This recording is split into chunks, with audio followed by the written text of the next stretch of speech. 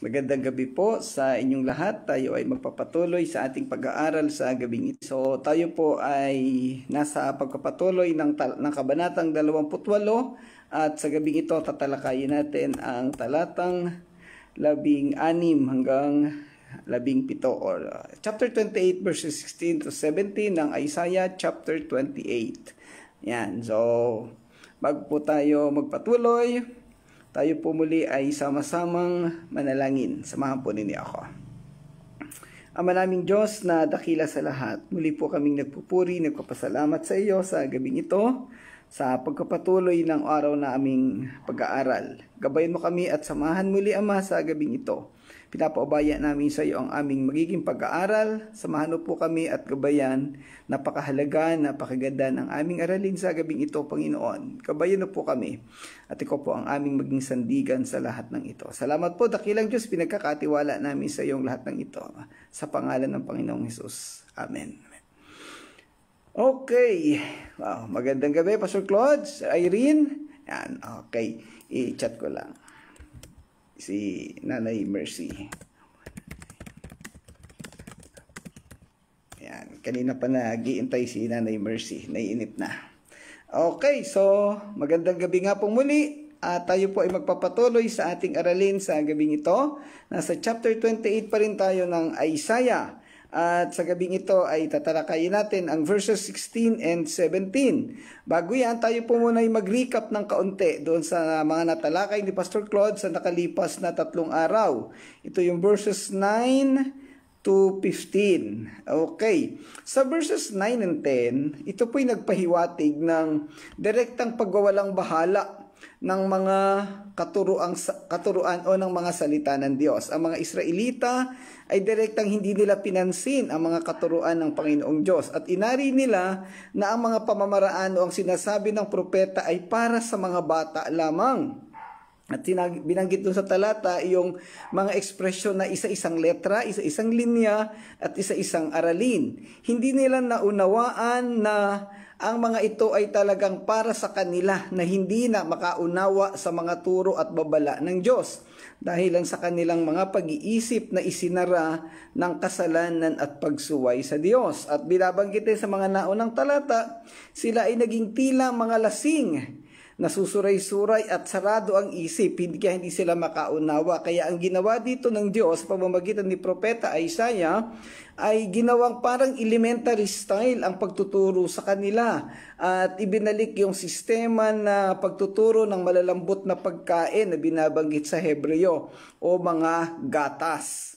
Ayan, so sa ating mga sitwasyon, sa gabing ito ay sa ating kasalukuyang panahon, maraming ganito na nangyayari sa atin. Sarado ang kaisipan, sarado ang mga puso sa pagkaunawa ng salita ng Panginoon. Kaya ginagawa ng Diyos na inuulit-ulit ang kanilang mga pagtuturo sa kanila. Okay, nandito ang aking inaanak. Magandang gabi, Abby. Salamat at napadaan ka sa ating discussion. Si Abby ay nasa Calapan, Oriental Mindoro. Ayan. At syempre si Vince. Magandang gabi sa inyo, Vince. Okay. I think si Vince ay nasa Bicol.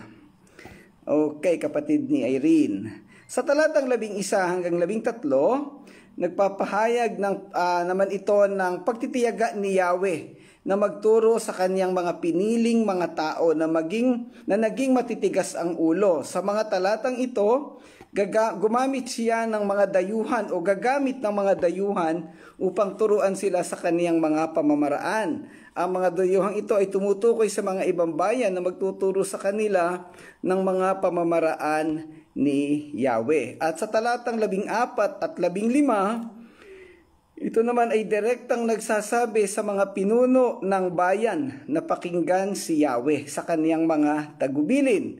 Binanggit sa talatang 15 na nakipagkasundo sila sa kamatayan na tumutukoy sa kapahamakan o kasalanan o ang paggawa ng mga masasama. Inakala ng mga Israelita na ang kanilang pakikipagkasundo o pakikipag-alyansa sa kamatayan o sa mga maling tao ay magbibigay sa kanila ng pag-asa. subalit hindi nila naisip na lalo lamang silang dadalhin ito sa kapahamakan. At muli, sa ating sitwasyon, sa ating kasalukuyang panahon, ang mga sitwasyon na ito ay bagamat ito'y direkta naka-address sa mga Israelita doon sa Juda, sa Jerusalem, na nangyayari ito sa ating kapanahunan. Maraming mga tao na inaakala nating mga mananampalataya at Kristiyano, pero nakikipag-alyansa, nakikipagkasundo sa iba't ibang mga grupo o sa iba't ibang mga relihiyon para sa kanilang pananampalataya at para makamit na rin ang kanilang mga personal na kagustuhan. Ang hindi nila alam ay hindi nagiging kalugod-lugod sa Diyos at ito'y magiging dahilan para sila'y lalong mapahamak. Magandang gabi, Sister Jane. Salamat sa pagsama uli. Yan, okay, so itutuloy natin ang talakayan na ito sa gabing ito. Dito tayo ngayon sa talatang 16 at 17.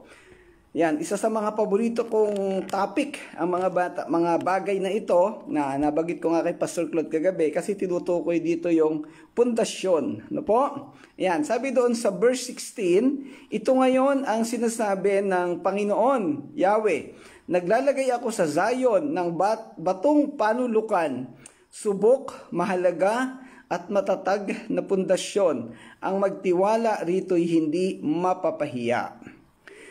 Therefore, thus saith the Lord God, behold, I lay in Zion for a foundation a stone, a tried stone, a precious cornerstone, a sure foundation. He that believeth shall not make a haste.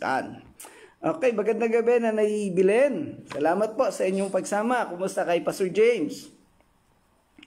Ang talatang ito, yung verse 16, ay nagpapahayag na ang Diyos ay maglalagay ng isang subok na batong panulukan. Sa Bagong Tipan ay tinatawag nating cornerstone. Ayan, sayang wala si Pastor Eman. Ang pangalan ng church nila ay Cornerstone Community Church. So ito ay makikita sa Zion at ito'y sumasagisag sa isang tiyak na pundasyon. At yaong mga magtitiwala sa Kanya ay hindi matitinag. Napakatibay ng magiging pundasyon na ito. Siyempre, tumutukoy ito sa Panginoong Hesus.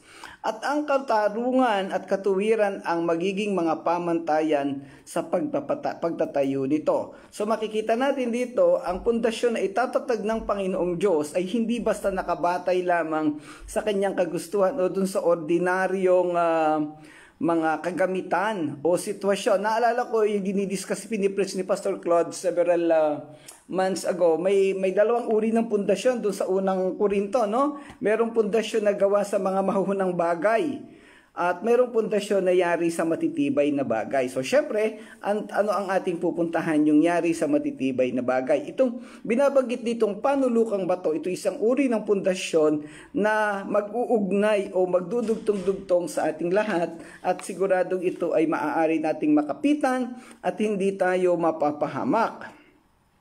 Malinaw naman ang tinutukoy ditong batong panulukan ay ang Panginoong Hesus na siyang magiging pundasyon ng ating pananampalataya, pamumuhay at pagsunod sa mga kautusan ng Diyos. Ang batong panulukan sa literal na gawain ay tumutukoy sa haligi o pundasyon ng isang bahay o gusali. So lahat tayo nakakita na siguro tayo ng itinatayong bahay o kinoconstruct.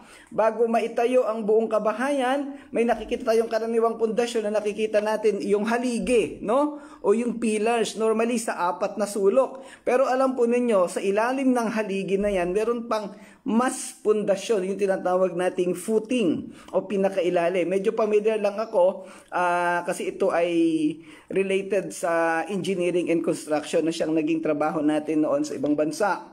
So, sa engineering and construction, ang cornerstone ay tumutukoy sa footing or column.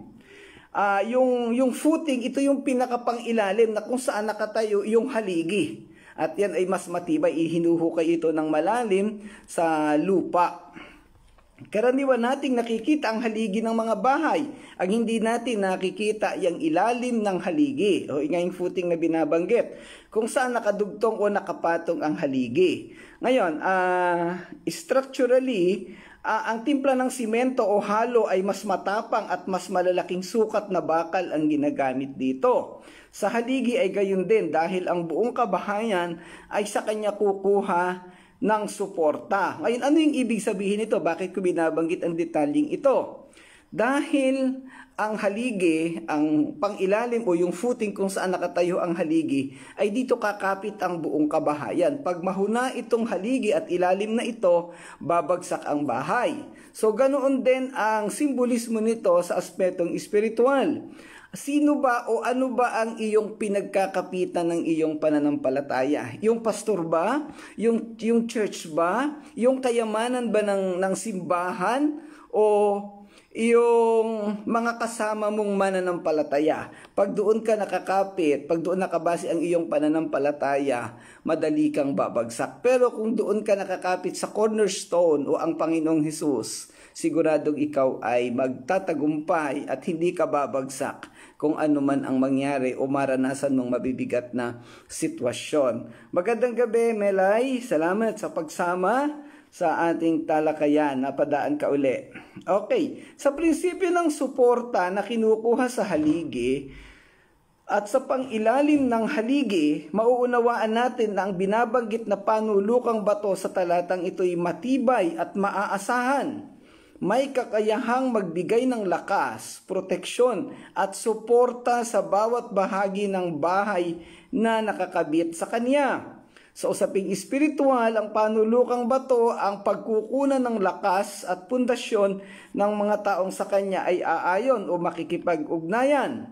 Sa buong Biblia,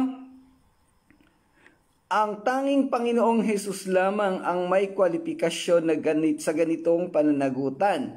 Ang mga hari, propeta at mga saserdote ng Diyos ay pawang bumagsak sa kwalifikasyon dahil sa kawalan o kakulangan ng kanilang pananampalataya at pagsunod sa Panginoong Diyos. Walang sino man na magiging karapat-dapat na maging panulukang bato na makapagkakaloob ng lakas at pag-asa sa lahat ng lalapit at dudugtong sa kaniya. Magandang gabi kay Mark Allen at syempre kay Tita Glo buhat sa Yasim sa Antipolo City. Okay, ang sinasabi dito dahil ang Panginoong Hesus ang nag-iisang pinakamatibay na pundasyon, siya kanya lamang tayo maaaring makakapit o makaasa. Yung mga hari, yung mga propeta at mga hukom doon sa lumang tipan ay pawang bumagsak sa pagkakasala kaya hindi sila po pwedeng maging pundasyon o kapitan. Sa mga comparison nga, yung iba't ibang relihiyon, halimbawa ay Buddhism, Hinduism, Islam, o kung ano-ano pang mga relihiyon na alam nating hindi naman totoo, pinagkumpara kung gaano katibay ang kanilang pinanghahawakan o yung sinasamba nilang Diyos. Lahat ng mga sinasamba nila at pinananaligan ay pawang mga patay. Tanging ang Kristyanismo lamang ang mayroong nag-iisang Diyos at nagiging pundasyon natin. At ito ay ang Panginoong Hesus. Kaya tayong lahat ay makakaasa na maaari tayong kumapit at magkakaroon tayo ng kasiguraduhan ng buhay na walang hanggan. Ang mga tema na binabanggit sa talatang ito, ang sabi doon, ito'y direktang pananalita ng Panginoong Diyos. Narito, ako'y naglalagay ng isang bato sa sayon. Isang batong sinubok, tested or tried. Isang mahalagang batong panulukan. Very important cornerstone na siyang tiyak na pundasyon. Tiyak, very certain. Ang talatang ito nga ay nagmumula o gumagamit ng imahe ng isang batong panulok, isang pundasyong bato upang kumatawan sa pangako ng Diyos ng isang matibay at maaasahang buhay. Pangako ng Diyos. So saan ka ba nakaangkla? Saan nakadugtong ang iyong pananampalataya? Doon ba sa kayamanan mo, sa asawa mo, sa pastor mo, sa mga pangakong ng pastor mo na malimit na sumasablay? O sa mga kasama mo sa simbahan na pagka nakasamaan mo ng loob o nagalit ka at nainis ay iiwanan ka na? So hindi natin dapat doon isalang-ala ang ating kinabukasan. Kung hindi, sa Panginoong Diyos lamang. At ang sabi dito, ito'y isang subok na bato, tried and tested.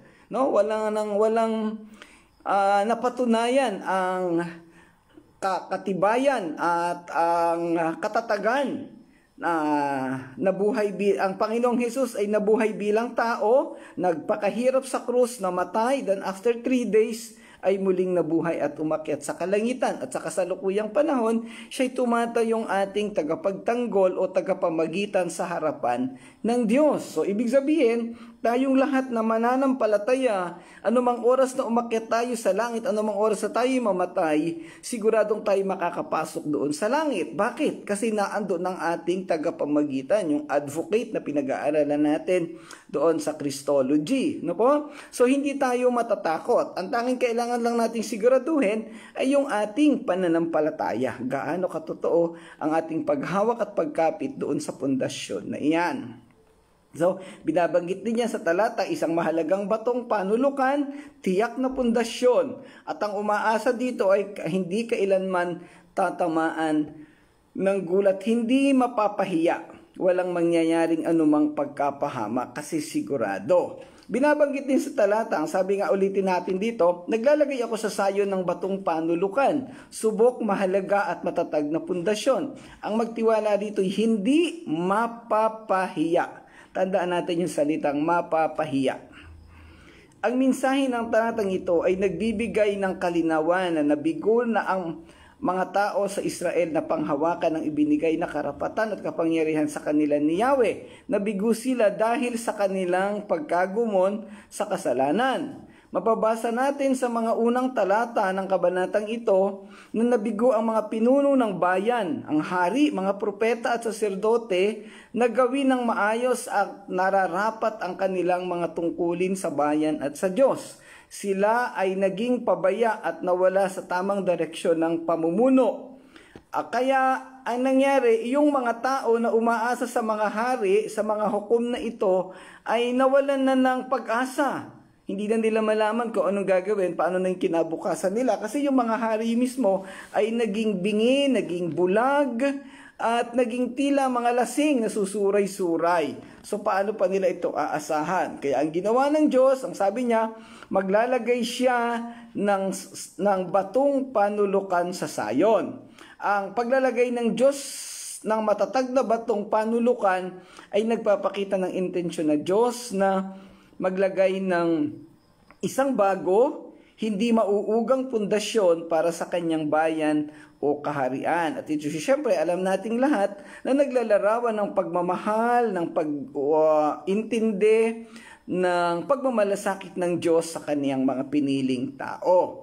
Ang panimula ng talata ay nagpapakita ng otoridad ng Diyos. Mayroon siyang karapatan at kakayahan na gumawa ng mga bagay na to o particularly maglagay ng batong panulukan na maaaring kapitan ng mga tao. Siya ang may hawak ng daigdig at kaya niyang gawin ang kaniyang maibigan, lalo at sa ikabubuti ng kaniyang bayan, ang Israel. Pero syempre, alam natin na universally, pag sinabing bayan ng Diyos, ito yung universal church. O ito yung mga taong pinili niya na manampalataya sa Kanya at magkaroon ng kaligtasan. Ang Kanyang soberanya ang kumukontrol at nagpapanatili sa lahat ng bagay at sitwasyon. Ang panulukang bato ay magsisilbing pundasyon na magbibigay lakas sa mga taong makikipag-ugnayan at susunod sa Panginoong Diyos. Binabanggit sa talatang ito ang mga katangian ng batong panulukan. Ayan. So kagaya na nabanggit natin kanina, isang subok na bato, materially tested, isang mahalagang batong panulukan. Pinapaulit-ulit natin ito dahil ito'y napakahalagang maunawaan nating lahat. Materially tested, sinubukan o nasubok na nagpapahiwatig ng pagiging maaasahan at napatunayang lakas nito. Alam po ninyo sa engineering and construction, bago gamitin yung partikular na uri ng simento, partikular na uri ng graba, ng buhangin at bakal, tinetest muna yan kung uubra talaga at kakayanin niya yung bigat ng building na ilalagay sa kanyang ibabaw. Mayroong iba't ibang klase, iba't ibang sukat ng bakal at iba't ibang tensile strength na tinatawag at tinetest po muna lahat iyan kung paano titimplahin, gaano karaming tubig at kung ano-ano pang mga technicalities. Ayan. Binabanggit din yung pagiging mahalaga Mahalaga na nagbibigay diin sa hindi matatawarang halaga't kahalagahan nito, value of the cornerstone, value of the foundation, yung worth niya, yung significance. Ano nga ba ang kahalagahan sa atin ng kaugnayan sa Panginoong Hesus? Nakikita ba natin na mahalaga na tayo ay maging tunay na mananampalataya at sumunod sa kanyang kautusan? O simpleng bagay lamang? Yung bang pagpunta natin sa church pag Sunday, ay nakikita natin na isang mahalagang bagay. O ito ay parang compliance lamang para maging makita ng mga tao na present ako sa church o nakita ko yung pastor at nakamayan ko siya kung ano't ano pang mga bagay. So yan, nawa mga kapatid, ang ating pagpunta sa church, ang pag-attend sa ganitong devotion ay hindi show up lamang, hindi para ipakita lang sa mga tao na tayo ay nakikisama o hindi compliance lang. Nawa ay bukal ito sa ating puso at meron tayo talagang pagnanais na unawain ang salita ng Panginoon. Kasi nga dito pinag-uusapan natin yung pundasyon, yung cornerstone na ilalagay ng Panginoong Diyos sa ating sa huling panahon. Kaya dapat pagkatapos ng aralin na ito, masigurado natin na maayos at tumpak matibay ang ating pundasyon. Salamat kay Brother Edgar. Salamat sa iyong pagsama uli. Ayan. Siyempre, siguradong pundasyon. So alam na natin, yan, gaano ka tayo kasigurado? Ang pundasyon na itatatag ng Panginoong Diyos ay sigurado kasi ito ay nagmula sa Kanya. Ito mismo yung Panginoong Diyos, ang Panginoong Hesus. Ang tanging na lamang tatanungin, tayong mga dudugtong sa Kanya ay gaano kasigurado. Doon sa Bagong Tipan, sa Matthew chapter 7 verses 24 to 27, ginamit ang pagkukumpara ng bato at buhangin sa mga ginagamit na pundasyon kaugnay ng pag-aaral at pagtitiwala sa salita ng Diyos. Ang bato ay maaasahan, dumaan man ang malakas na unos at baha. Samantalang ang buhangin ay walang tibay na maibibigay dahil sa siguradong madadala o aanurin ito ng baha. Ang huling bahagi ng talatang ito ay nagsasaad o nagsasabi na ang magtiwala rito'y hindi mapapahiya. They will never be ashamed or they will never be put in shame. Binibigyang diin ng pahayag na ito ang pangailangan ng pananampalataya o pagtitiwala sa plano ng Diyos at ang katiyakan ng kaniyang mga pangako. Ang mga nagtitiwala sa batong panulukan na ilalatag ng Diyos sa Zion ay hindi mag-aalala o matatakot. Wala silang dapat ikatakot. Ano man ang mangyari. Kaya nga minsan sinasabi natin, handa ka na bang mamatay o kuhanin ng Panginoon? Pagka ang sagot ay hindi sigurado, bakit kaya hindi sigurado? Pwede namang ayaw mo palang talagang iwanan ang mundo mo o yung mga kamag-anak mo dito o mga mahal mo sa buhay o baka naman talagang may pagdududa ka pa kung saan ka pupunta. Dapat kapatid ay siguraduhin natin saan ba tayo pupunta the moment na kinuha tayo ng Panginoon dito sa lupa. Ang nakakalungkot, lagi natin kinukot, Matthew 7:21 to 23, may mga taong nag-aakalang mananampalataya dahil gumagawa ng mga ritual at gawain sa church, pero pagdating ng panahon na yon ay pinalayas ng Panginoong Hesus dahil hindi niya kilala ang mga taong ito. Nakakalungkot. Ano po? Yan po yung realidad ng buhay po. So para po sa inyong lahat dyan, yung mga hindi pa, mga bagong join, ay buksan po ninyo yung Mateo chapter 7 verses 21 to 23. At napakalaki po ng refleksyon na dapat nating matutunan sa bahaging ito ng Biblia. Kasi ito yung nilalaman ng mga taong nag-aakala na sila'y mananampalataya. Pero ang totoo ay wala pala silang tunay na pananampalataya sa Panginoong Hesus. Hindi naman maitatago sa Diyos ang laman ng kanilang mga puso. Ayan po. So, mahalaga na ating siguraduhin ang mga bagay na ito. Ang mga nagtitiwala sa batong panulukan na ilalatag ng Diyos sa Zion ay hindi mag-aalala o matatakot ni hindi mapapahiya. Ang mga salitang mag-aalala at matatakot ay tumutukoy sa kasalukuyang buhay kung saan sigurado na makakamit ng mga mananampalataya sa Panginoong Hesus ang katiwasayan at kapayapaan. So, ang sabi doon sa Filipos chapter 4, verse 7, ay manalangin ng may kasamang pasasalamat. Hindi tayo kinakailangang mag-alala dahil ang Panginoong Diyos ang magbibigay sa atin ng kapayapaan. Kapayapaan na hindi kayang unawain ng mundo. Ayan. Doon naman sa Matthew 11:28, ang sabi doon, lumapit kayo sa akin, kayong mga napapagod at kayo aking pagpapahingahin. And then sumunod doon sa verse 29 na ipinapaunawa ng Panginoong Hesus yung kaniyang pamatok. Ang pamatok ay tumutukoy sa pattern o sa pamamaraan ng Panginoong Hesus na pag ating kinuha o nag-adapt tayo o kumapit tayo sa sistema ng Diyos, siguradong hindi tayo mapapahamak. Ayan. So, yun yung sistema ng Diyos na ibinibigay sa ating lahat. So, napakaganda na maunawaan natin ang mga bagay na ito.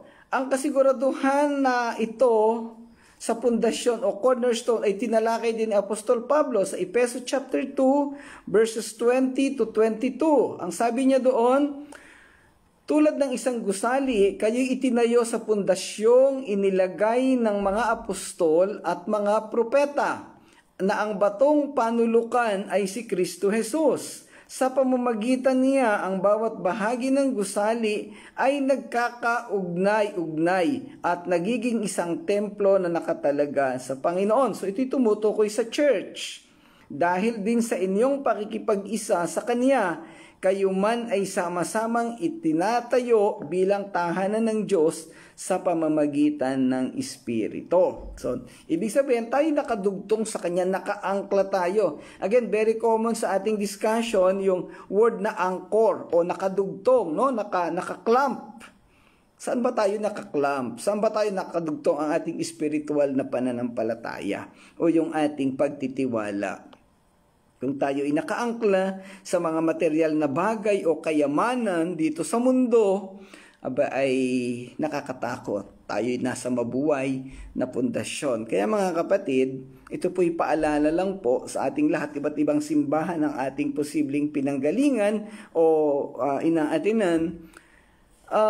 Atin pong tingnan at ating pag-isipan yung mga sinasabing pangako ng ating mga pastor o ng mga nangunguna sa atin. Kasi baka ang ipinapangako nila ay mga kayamanan dito sa mundo, mga assurance na sa mundo lang makikita. Dito po tayo tumingin at bumalik sa Biblia kasi ang Bible ay nagbibigay sa atin ng assurance na ang pinakasiguradong pundasyon ay tanging matatagpuan lang sa Panginoong Hesus. Ito yung cornerstone na binabanggit dito sa talatang ito at binabanggit sa Matthew 7, binabanggit sa Ephesians chapter 2, sa Mateo 11:29 at sa Philippians chapter 4. So lawak, saan mang bahagi ng Biblia mo ito kuhanin, iisa lamang ang pinapatukuyan. Ito ay ang Panginoong Hesus. Magandang gabi, Ate Alma, at sa buong pamilya, sa mga kasama mo dyan. Salamat po sa inyong pagsama. Sa unang Pedro, chapter 2, verses 6 to 8, tinalakay ni Apostol Pedro ang kahalagahan ng paglapit sa panulukang bato na itinalaga ng Panginoong Diyos. Buksan nyo na lang ang unang Pedro chapter 2 verses 6 to 8. At ganoon din sa awit 118 verse 22. Yan. Awit 118 verse 22. Subukan nating basahin yan. Okay. Ang sabi dito, ang batong itinakwil ng mga tagapagtayo ng bahay, ang siyang naging batong panulukan. Yan. Ito'y kasaysayan na binanggit sa awit, pero ito ay aktwal na nangyari doon sa bagong tipan. Si Jesus Christ ay itinakwil ng kaniyang bayan, ng kapwa niya Hudyo o mga Israelita, dahil di sila naniwala na siya ang Misaya. Pero sa huling panahon, siya ang itinatalaga ng Diyos na maging batong panulukan, na siyang pagdudugtungan natin ng ating pananampalataya. Kaya nga, sabi sa John 14:6, anong sabi doon?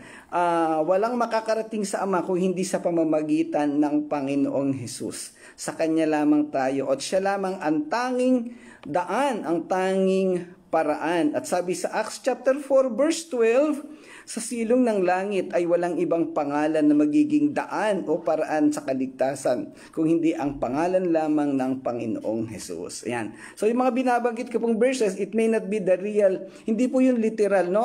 Paraphrasing ang ginagawa natin. Baka sabihin po ninyo ay mali yung eksaktong binabanggit ko na nilalaman ng verse. So iba po yung pagkakasunod-sunod ng mga salita sa Bible. Ano po? Hindi matanda na po kasi ako kaya hindi na ako magaling mag-memorize. Ayan. Okay, sa pagtatapos ng talatang ito, ito'y muling nagpapaalala sa atin ng mga tema ng pagtitiwala, pananampalataya at hindi matitinag na plano ng Diyos para sa kaniyang mga tao. Ang imahe nito ng batong panulok na inilatag sa sayon ay nagsisilbing isang makapangyarihang simbolo ng banal na lakas at katatagan na nagtuturo sa sukdulang katuparan ng gawaing pagtubos ng Diyos kay Hesukristo. Bilang mga mananampalataya, tinatawagan tayo na iangkla, idugtong, ikabit ang ating pananampalataya sa tiyak na pundasyon ng mga pangako ng Diyos dahil sa tanging sa Kanya lamang makakatagpo tayo ng hindi matitinag na katiwasayan. Wala tayong makikitang ibang pundasyon, mga kapatid. Wala tayong ibang maaring panghawakan kung hindi ang Panginoong Hesus lamang. Sa Kanya lamang natin makikita ang kasiguraduhan sa buhay. Kung inaakala mo na sa sitwasyon mo ngayon ay masaya ka, mapayapa ka, wala kang problema, well, hindi ka doon kasigurado ang buhay sa mundo. Lahat tayo nakakaranas ng kahirapan, may pagkakataong masaya at maganda ang buhay, pero may pagkakataon na tayo ay sumasadlak sa kahirapan. Pero pag sa Panginoon tayo nakadugtong, ano man ang maranasan natin sa buhay natin ay tunay na hindi tayo mawawala. Kaya ngayon pangako, hindi kayo mapapahiya.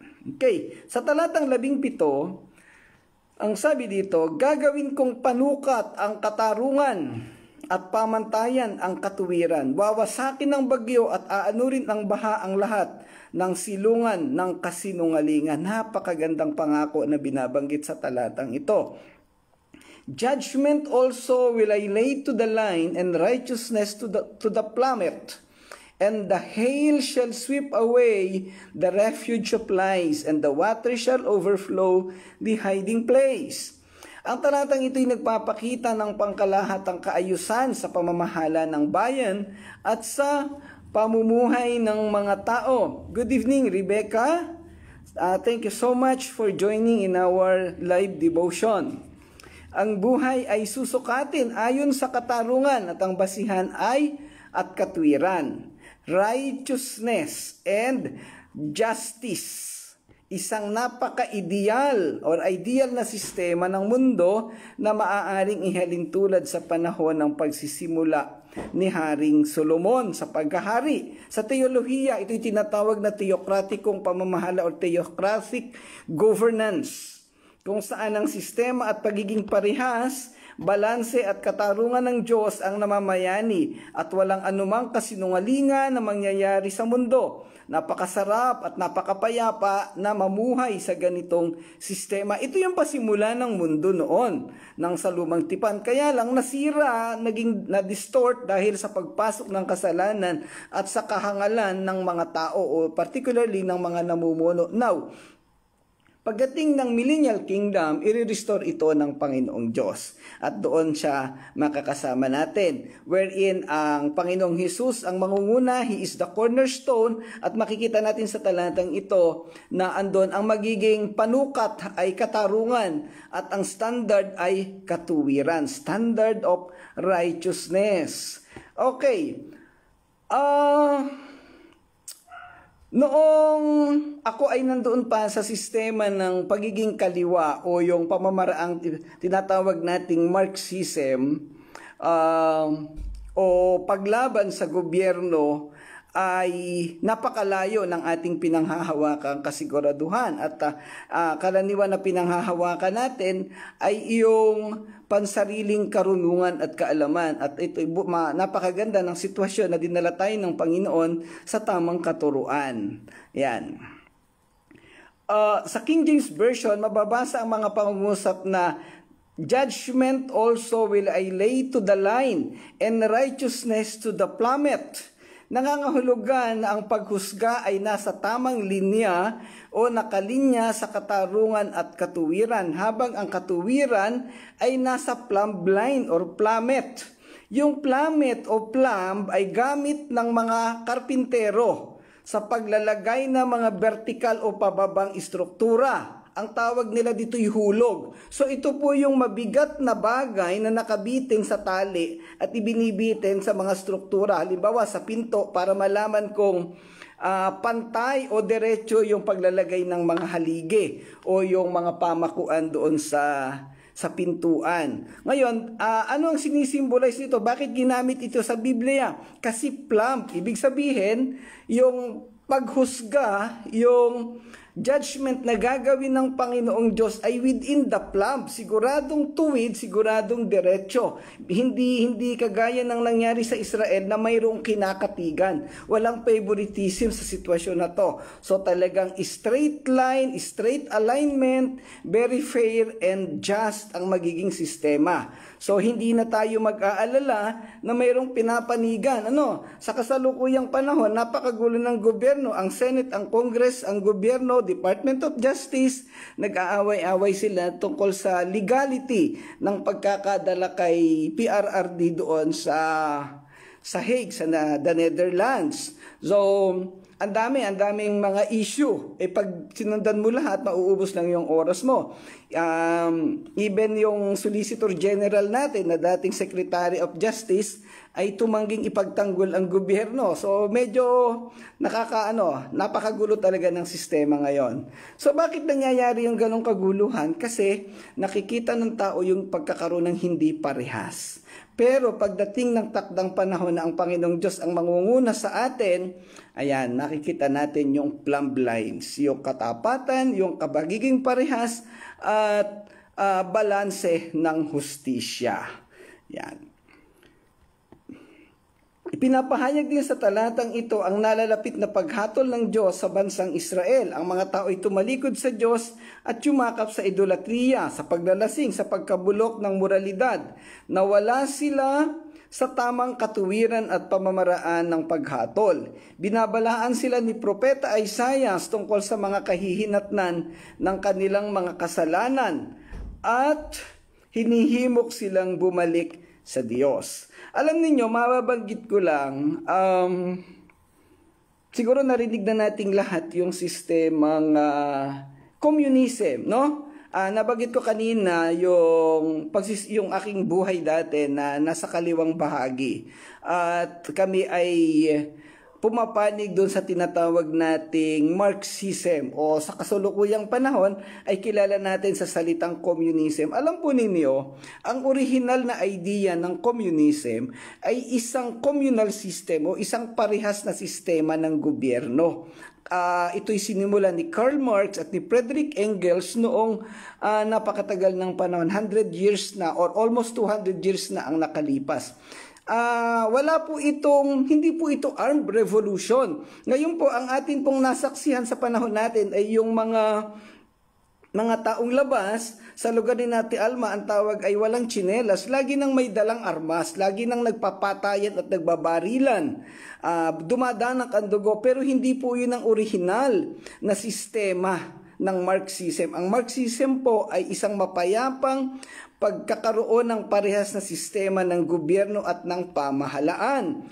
Ngayon, nasira lang po ito pagdating ng mga sumunod na namuno sa kanila, panahon ni sino yung mga sumunod? Si Stalin at saka si Karl Lenin. Nagkaroon ng armed revolution. Kaya ngayon po, napakasama na ng sistema. Now, itong Marxism, actually, ito'y base sa Acts chapter 2, verses 42 pababa. Wherein binabanggit doon na yung mga tao ay walang private ownership. So maalala natin kung basahin natin Acts chapter 2, yung mga Kristiyano o mga mananampalataya sa panahon na yon, ibinibenta ang kanilang mga ari-arian.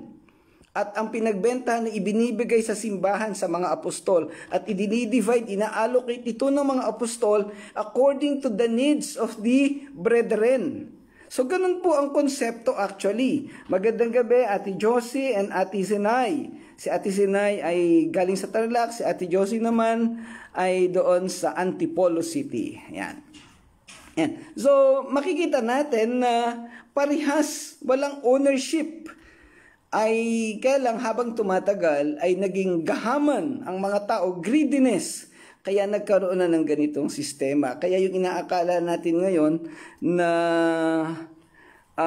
yung paglaban ng communism, actually hindi na yun ang original na sistema. Napakaganda po ng sistema ng Marxism. Kasi si Karl Marx ay isang mananampalataya, si Karl Marx, at preacher nga yung kaniyang tatay. Ano po? Kaya napakaganda ng kanilang ginawang sistema. Kaya lang nasira sa pagdaan ng panahon. Ayan. So, hindi natin sinasabi na tayo ay maging communist, kaya lang sinasabi lang natin, atin lang sundin yung sistema na sinasabi ng Biblia. Dahil ito ang magbibigay sa atin ng kapayapaan hanggang sa dulo ng panahon, hanggang sa ma-establish ng Panginoon yung tinatawag nating millennial kingdom. So, ang mga talatang ito, 15 and 16 ay nagpapakita sa atin na napakaganda ng disenyo ng Panginoong Hesus, ng Panginoong Diyos sa ating buhay. Kung sa ngayon ay nakakaranas tayo ng mabibigat na mga sitwasyon, ang daming problemang ekonomiya, problemang politiko, nag-aaway-away ang ating mga pinuno, talagang kanya-kanyang siraan, kanya-kanyang proteksyon sa isa't isa. Tapos tayong mga tao, tayong mga mamamayan ang naghihirap, nakakaawa po tayo. Kaya lang, wala tayong magagawa. Ito ang sistema ng mundo. So doon na lang tayo kumapit, manatiling nakakapit at nakadugtong sa Panginoong Hesus. Dahil sigurado na sa dulo ng lahat ng ito, makakamit natin ang kapayapaan. Hindi man natin maranasan dito sa mundo, yung mga kaayusan at kapayapaan, siguradong pagdating sa langit, sa pakabilang buhay natin ay mararanasan natin ang lahat ng ito. Pero hindi ko naman sinasabi na pumunta na tayo sa Panginoon at siya pa rin nakakaalam kung kailan niya tayo kukuhanin. In fact, magandang gabi kay Maring Nelly. In fact, lagi kong binabanggit sa inyo na ready na akong kunin ng Panginoon anytime. Akala ko nga kahapon matutuluyan na dahil napakatindi ng atake. Pero ito, biyaya ng Panginoon, hindi pa naman. No po? So, ayan. So, lagi lang nating tatandaan na sa kabila ng lahat ng ito, hindi nawawala ang pangako ng Diyos. Ang kahihinatnan ng ating pananampalataya ay isang buhay na walang hanggan at siguradong tayo hindi mapapahiya, hindi tayo mapapahamak at ating dadatnan doon sa kalangitan ang Panginoong Diyos, ang Panginoong Hesus na naghihintay sa atin at ibibigay niya sa atin, ipaparanas ang pinakamagandang buhay na kanyang ipinangako sa ating lahat. Umasa tayo, ngayon kung tayo hindi pa nakakasigurado ng pananampalataya, ito yung pagkakataon na ating sigurado ito sa ating mga buhay upang tayo dumugtong ng sigurado maayos sa ating Panginoong Hesus. Siya lamang ang tanging makapagbibigay sa atin ng katiwasayan ng kapayapaan na hindi kayang ibigay ng mundo. O yan. So, doon tayong lahat tumingin, doon tayo dumugtong. Sa halip na sa pansamantalang kasaganaan o mga material na kayamanan sa kapanahunang ito. Okay, so hanggang dyan lang po muna ang ating talakayan sa gabing ito. Overtime na tayo, ano po? Pero napakagandang talakayin ng mga bagay na ito. Salamat mga kapatid sa inyo pong pagsama at salamat at naunawaan at nawa ay naunawaan at naging mapayapa ang ating mga damdamin pagkatapos nating mapag-aralan ang mga talatang ito. Kung meron po kayong mga dagdag na katanungan, wag po kayong mag-aatubili, pwede po kayong mag-comment dito sa ating chat na sa ating live na ito o kaya ay doon sa aking account. Pwede rin doon sa Facebook page ng Touching Lives Christian Church. Pwede nyo pong i-search Touching Lives Christian Church. Nandiyan po yung mga previous video ng ating live at ina-upload po natin lahat dyan. At meron din po tayong kopya niyan sa YouTube. Pwede nyo pong i-search yung Hearts and Lives at nandun po yung mga video ng nating pinag-aaralan. Kung gusto nyo naman at ayaw nyo nang mag-search, i-message nyo lang ako at ibibigay ko na sa inyo mismo yung direktang link. Okay, salamat pong muli sa inyong lahat. Tayo po'y magwakas muna sa panalangin. Ama naming Diyos na dakila sa lahat, maraming salamat po muli sa gabing ito sa iyong pagsama at paggabay sa amin. Sa mga aralin na ito, Panginoon, na amin pong natalakay sa gabing ito. Salamat sa mga anak mo, sa mga kapatid at kaibigan na ito na sumama sa amin. Nawa ay naging kalugod-lugod sa iyo at natuto ang bawat isa sa aralin na aming tinalakay. Pagpalain mo pong lahat ang mga kapatid namin na ito, Panginoon. Ikaw po ang nakakaalam ng sitwasyon nila at anong level ng pananampalataya mayroon sila. Ikaw po ang patuloy na mangusap at magpaalala sa kanila. At sa amin pong lahat, Panginoon. Salamat po. Pagpalain mo kabit gabayan, Ama, sa pangalan ng Panginoong Hesus. Amen. Amen. Okay, salamat po Tita Glo. Salamat sa inyo pong pagsama. Nandiyan din si Ate Josie. Yan, parehong taga-Yasim. And then si Ate Zinay. Si Maring Nelly. Si Paring Edgar. Sa Taguig naman. And then we have one visitor from somewhere in Southeast Asia. I will not mention the name kasi medyo restricted. Si Rebecca Pung. Ayan, syempre si Melay, si Mark Allen, si Vince from Bicol, at syempre si Abby, ang inaanak natin buhat sa Calapan, Oriental Mindoro. Ayan, si Irene, sino pa ba yung hindi ko napagit? Si Nanay Mercy. Ayan, salamat po sa inyong lahat. Pagpalain kayo ng Panginoon. Gabayan po kayong lahat ng Panginoon. Maraming salamat po. God bless everyone. To God be the glory. Bye-bye po.